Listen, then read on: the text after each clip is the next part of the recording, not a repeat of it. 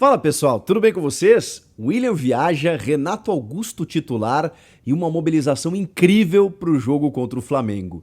O Matheus Vital tá de saída. Vamos atualizar as informações do Timão? Chega mais, eu sou o Chico Garcia, inscreva-se no canal e vamos juntos!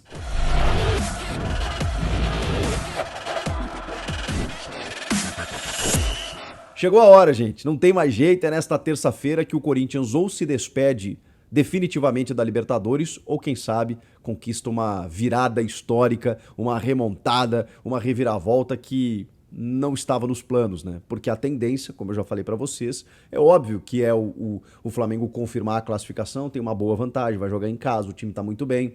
Mas o Corinthians tem os seus trunfos. Eu não tô aqui pra iludir o torcedor, mas há boas notícias, bons presságios, talvez, algumas coisas pra gente se apegar para que talvez o Corinthians consiga avançar diante do Flamengo. A missão não é fácil, mas vamos lá. O William, que foi desfalque no jogo de ida e que não vinha numa fase boa tecnicamente, inclusive, a gente pode dizer isso, mas que também estava com problemas físicos, né? O William, como disse o próprio Vitor Pereira, ainda estava sentindo reflexos das dores no ombro, volta e meia, quando ele entrava no jogo, ele machucava. Eu não sou daqueles, eu tento ficar no meio termo aqui. Não sou daqueles que acha que o William tem que jogar em todos os momentos, independentemente da fase. Não, não é isso. Mas também não acho que o William é um perna de pau e que foi uma contratação horrenda e que ele não tinha que ter vindo. Não, não é por aí. Ele tem um baixo número de gols e assistências? Sim. Ele poderia decidir mais jogos para o Corinthians? Sim. Ele poderia ter mais sequência no time? Sim. Mas também tem outro sim para uma outra pergunta. Ele é um jogador diferenciado e que pode resolver? Também sim. A gente está falando de um cara extremamente técnico e que eu não estou falando do que a gente acha que ele é, ou daquele cara que foi na Premier League um dia. Estou falando que no time do Corinthians, embora ele não seja o cara do passe pro gol ou que decida muitos jogos fazendo gols, ele é o cara que faz o time jogar quando ele tá em campo, porque ele tem realmente esse diferencial. Ele carrega a bola de uma forma que poucos jogadores no futebol brasileiro conseguem fazer. Então você ter esse cara, especialmente em condições, né, vamos combinar assim, realmente é muito positivo. Então a volta do William, ele estando à disposição para esse jogo, eu acho salutar. E vale o mesmo que eu disse para o Renato Augusto, que eu disse no vídeo que eu gravei ontem, inclusive. Se você tem o Renato, mesmo que você não possa o ter em 90 minutos, eu acho que você precisa começar com ele. Vale o mesmo para o William. Se você deixar o William para o segundo tempo, pode não dar mais tempo. Porque a gente está falando de um jogo que define a tua vida, define o teu ano. O Corinthians pode se despedir da Libertadores, então você tem que ir com tudo para reverter uma vantagem que é do adversário e que é muito expressiva. São 2 gols. Então o Corinthians precisa fazer um gol no primeiro tempo para voltar para o confronto. Se ele faz um gol no Flamengo, opa, dependendo do tempo, né, se não for aos 40 do segundo, se ele fizer um gol antes disso, peraí, falta só mais um para levar para os pênaltis. A coisa muda de figura. Então você precisa de um gol para incomodar o adversário, para voltar para o confronto, para ganhar uma esperança extra. E aí você precisa ter aquilo que você tem de melhor. Porque se você demorar muito para ter os melhores no time, repito, pode não dar mais tempo. Então mesmo que o William não tenha jogado no jogo de ida, tenha trabalhado em razão dessa lesão que ele teve na coxa, depois o desconforto no ombro ainda por conta da lesão que ele teve e tudo mais, por conta disso, ele foi recuperado nesses últimos dias para esse jogo. Ele está em condições de ir para o jogo, mesmo que por alguns minutos, começa jogando. Começa com o William e começa com o Renato Augusto. Bota o que você tem de melhor.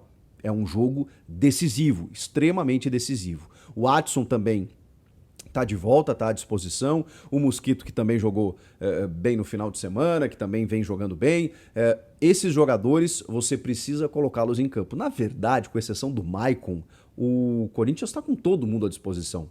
O Ramiro não está inscrito na competição e o Matheus Vital, já abrindo um parênteses e fechando, que é assunto do vídeo também, está negociando com o Real Valladolid, time de Ronaldo Fenômeno, que subiu para a elite do futebol espanhol. E o Ronaldo, vocês sabem, né, tem livre trânsito com a diretoria corintiana e pediu a contratação do meia de 24 anos. O Vitor Pereira foi questionado, depois do jogo contra o Avaí, pelo Rodrigo Vessone do canal Meu Timão, se ele, que aproveitou o Ramiro, inclusive, né, se ele aproveitaria o Matheus Vital também.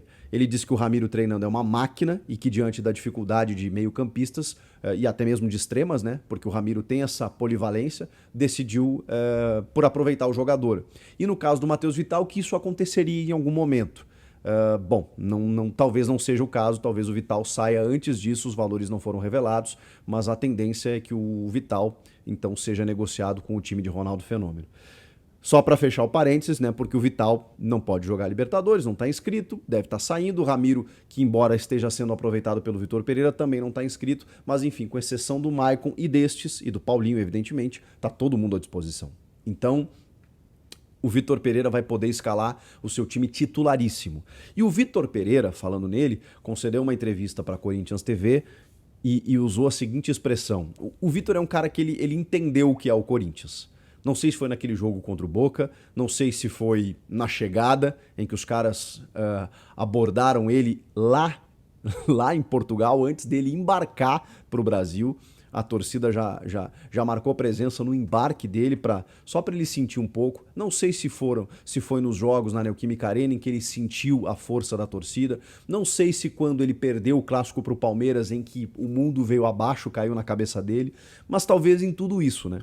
Esses momentos todos foram construindo uma relação do Vitor Pereira com o Corinthians, com a torcida, que ele foi entendendo onde ele está, ele foi entendendo a situação do clube, ele foi entendendo como o torcedor gosta de jogar, como ele pode aproveitar melhor os atletas e como ele pode fazer esse time ter um pouco mais a cara, não só dele, mas do Corinthians, do jeito que o torcedor gosta. E ele usou uma expressão, uma frase, na véspera do jogo, dizendo: desistir não é uma opção. Isso toca profundamente no coração do corintiano, porque é exatamente esse discurso que o torcedor quer ouvir. Se o jogo vai ser difícil, se o Corinthians vai perder de novo, se vai vencer e perder a classificação, se vai ser goleado, não interessa. O que interessa para o torcedor é que antes do jogo acontecer, é que o técnico está pensando assim. E se ele não está pensando assim, pelo menos o discurso dele está sendo esse.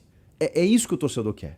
Que lá dentro, que os jogadores, obviamente, comandados por esse treinador, que o pensamento coletivo seja: vem cá, nós estamos aqui, nós viemos para cá não para passear, nós vamos resistir e lutar até o final. O resultado é consequência. Agora, a postura do primeiro jogo, ela tem que servir como lição, porque o Corinthians foi completamente dominado pelo Flamengo, pouco agrediu o adversário e acabou perdendo dentro de casa de uma forma passiva, num jogo que poderia ter sido mais, inclusive, para o Flamengo. É essa postura que o torcedor não quer ver no Rio de Janeiro. E é essa postura diferente que o torcedor vai querer ver. E se o treinador está pensando dessa forma, já é um alento. Já é um alento e aí isso repercute e reflete diretamente no que eu estou vendo e acompanhando.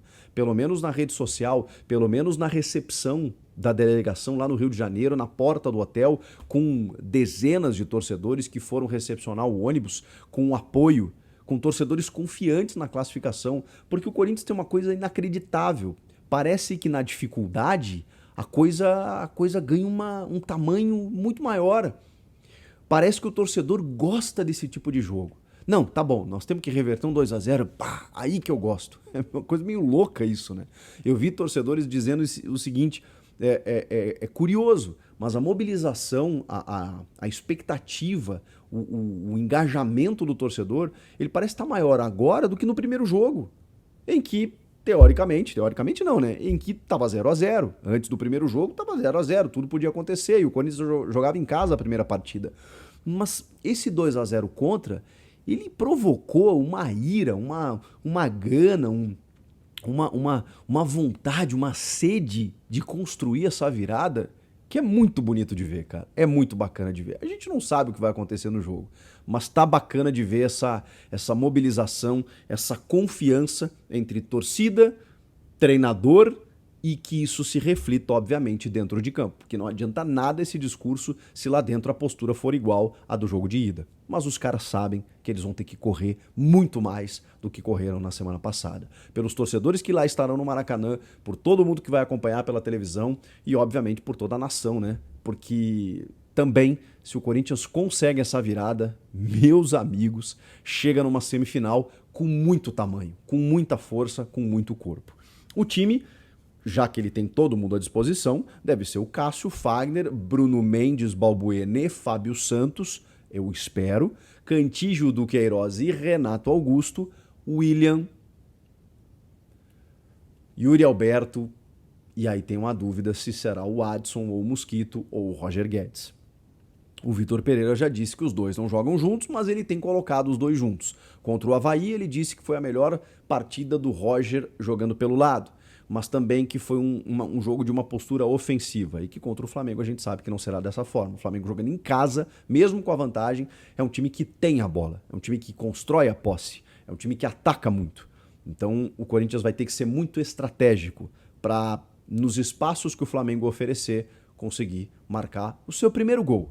Não dá para pensar, é meio óbvio que eu vou dizer e clichê, mas é sempre bom frisar. Não dá para marcar o segundo antes do primeiro. Então o Corinthians vai ter que pensar em marcar esse primeiro gol para dar uma descontrolada no processo, para dar uma opa, e aí o Corinthians voltamos para o jogo. E o Flamengo e precisar, obviamente, né, ligar o sinal de alerta para buscar um empate, enfim, para não deixar escapar a classificação.